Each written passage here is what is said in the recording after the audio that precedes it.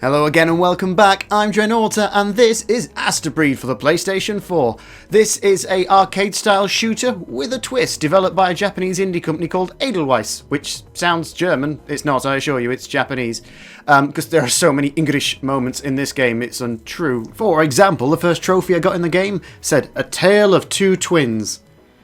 I thought, well, it's unnecessary, isn't it? You just say a tale of twins, it's going to be a tale of three twins, is it? I thought, oh god, clearly this game was made by idiots, it's going to be terrible. Turns out, no, they're just Japanese. Right, this is the first screen you'll see, which is, you know, pretty. You move straight onto this screen where you have your gallery, so there's unlockables and shizzle like that.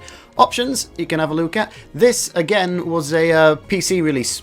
Before it was a PlayStation 4 release, like it was around on PC for a while, varying different versions of it, and then they brought an all singing, all dancing version to the PlayStation 4 once they thought it was done, I presume. Not a lot of options. Standard control setup, we're not going to mess with that because it works fine. Audio setup, not going to mess with that. Language, English, yes please. You have two modes of play. You have the original mode, which is the PC mode, and the arrange mode, which has just been optimized for a PlayStation 4 control pad. There is no reason ever to use the original mode, unless I assume you played it on the PC a lot, and for some reason wanted the PlayStation 4 version as well. It utilizes the old control setup where you had to press the button every time you wanted to fire, but fuck that, just all the fuck that. The arrange mode is just, it doesn't make the game any easier per se, it's just the controls are much more intuitive and work better. They've just been refined for the PlayStation 4 control pad, and I'm okay with that, so we'll be playing that version. And here's your main menu. So you've got your start game, because start game, chapter select is exactly what it says on the tin, tutorial same, and prologue tells a little bit more of the story, like it's what makes you play when you first boot up the game. There's not a lot of reason to go back to that unless, you know, you really care about the story. The story in this game is all over the fucking place. Like, they've just got, it's brilliant. They've just taken like every storyline from every Japanese mech manga and gone, nah, there. And this is just what got vomited out the other side. It's another one of those games where the story's very much throwaway. It's not important, but I like that they bothered. And the story's nice. They've put a little bit of effort into it. They've done it all these sort of anime story panels, which is just, it's alright. It fits the mood of the game well. And here's your start screen. So you've got a difficulty select. Originally, there's only easy and normal modes. You have to finish the game in normal mode to unlock hard mode. And you get characters unlocked. Originally, again, you only have the X-Breed to begin with. I've unlocked the Astebreed. I assume there's more suits and things to unlock with different weapon powers and abilities. There's a lot of stuff in here. I'll stick with the basic one for now because I don't want to ruin too much for you. Dialogue, yeah, ignore the rest of that. So, start game.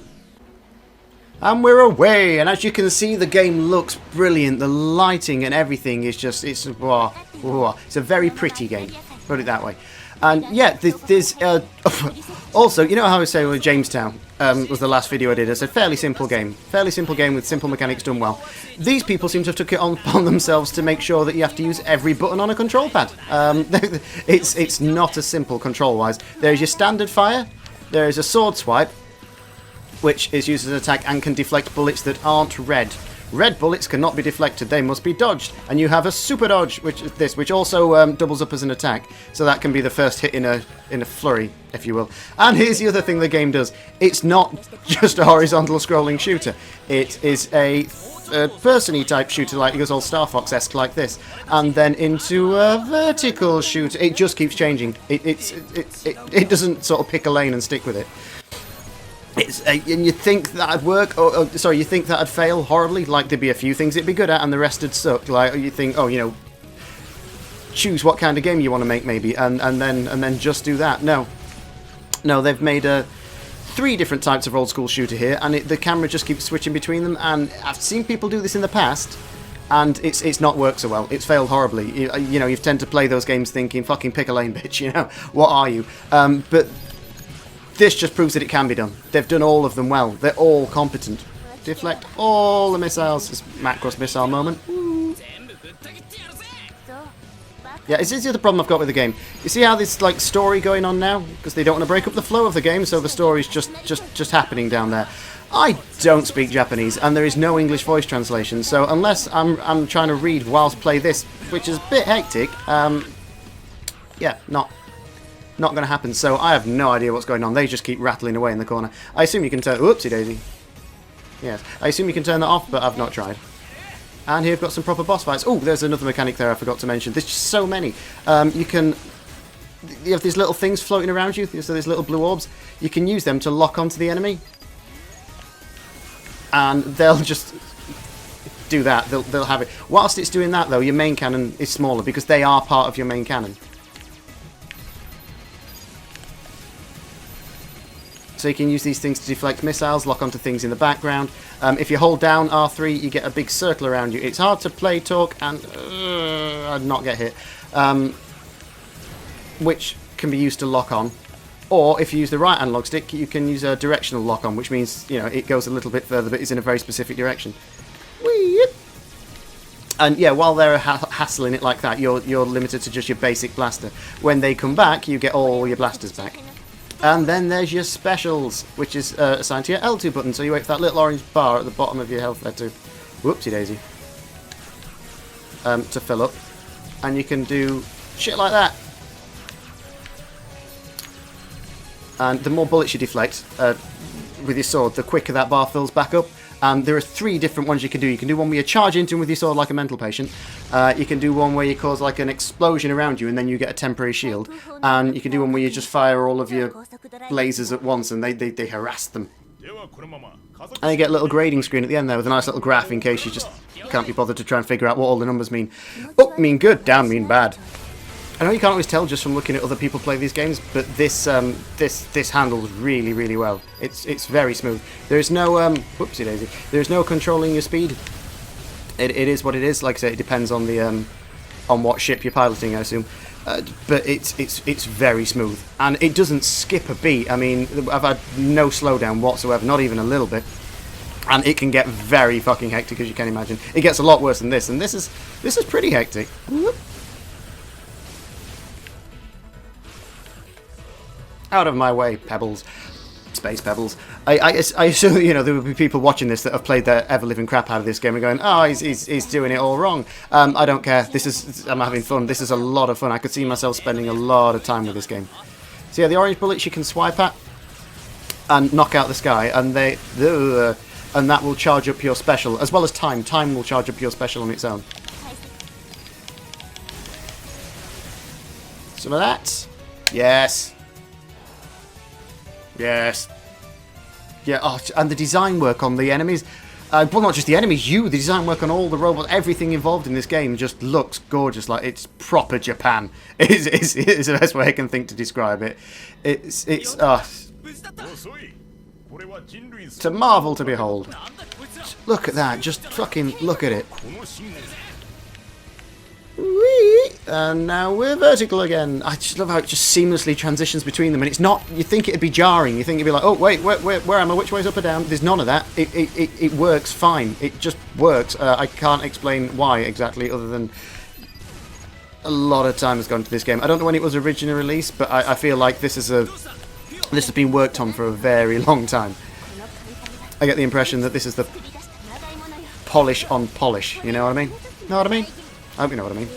I don't know what I mean. Just look at it. I like these transitional bits where you get a chance to actually appreciate the work that they've put into the backgrounds and the environments, because they look really bloody nice. And again, when everything's going mental on the screen and you're slashing things left, right and centre, out of fear of death, you don't always pay attention to it. It doesn't get the appreciation it deserves. Assuming if you do well, that graph on the top right there gets fairly solid peaks or goes up and stays up, whereas mine looks a bit like a heart attack. I've only got a couple of gripes with this game. One of them is if you're holding down the sword combo button, you can't dash. It ignores your dash. You have to let go of it and then press dash for it to work, which you will forget in sort of the heat of things, and it messed me up a few times. But that's mostly down to just sheer lack of skill. The only other real beef I've got with this game, apart from, like I said, for these kind of games it being a little bit easy, is it's short.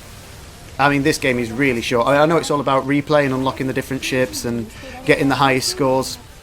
But, if this came out on Mega Drive fucking years ago, decades ago, it would have been considered a short game then. It's that kind of shit. I mean, I played through the normal mode off the bat in about an hour. I think the whole game just took me a little over an hour. And that's only because I had a little bit of trouble with the final boss. Whoopsie daisy.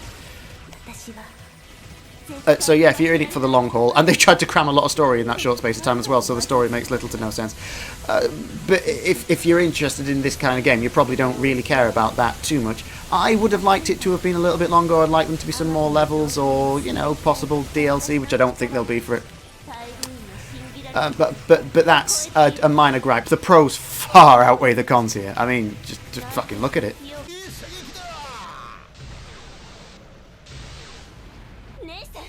I love those guys in the big ship. You go in, just kill all the little things, and they just float through afterwards and blast massive holes through things. You sort of think maybe you could have done that in the first place, just putting it out there, but I'm glad that I was involved. Yeah, so Jamestown Plus video I did last time was old school inspired shooter, and they just gone, well, we don't need to make it like the old games, so we'll make it longer and put more content in there. Whereas these have gone, well, we don't need to make it like the old games, so we'll use...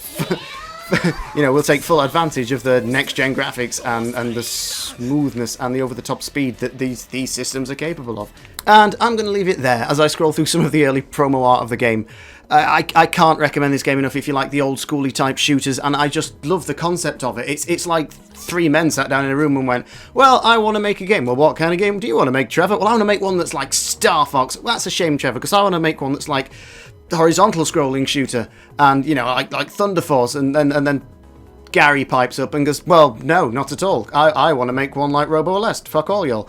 And they couldn't agree, and this happened. They just went, sod it, we'll make all of them. And I'm so glad they did, because I've never played anything quite like it. Not all in one go, certainly, and all of it's done exceptionally competently. And again, it's another one of those types of games that if you are a fan of these kind of shmups, you have to play this, and if you're not, this would be an excellent place to start, because it eases you into it. You can just put this on easy mode and you'll fly through it. Even if you don't worry about getting high scores, just start to get the hang of it, and then start, you know, upping the difficulty and eventually using different ships or some of the better ships to make it even easier on the harder difficulty settings.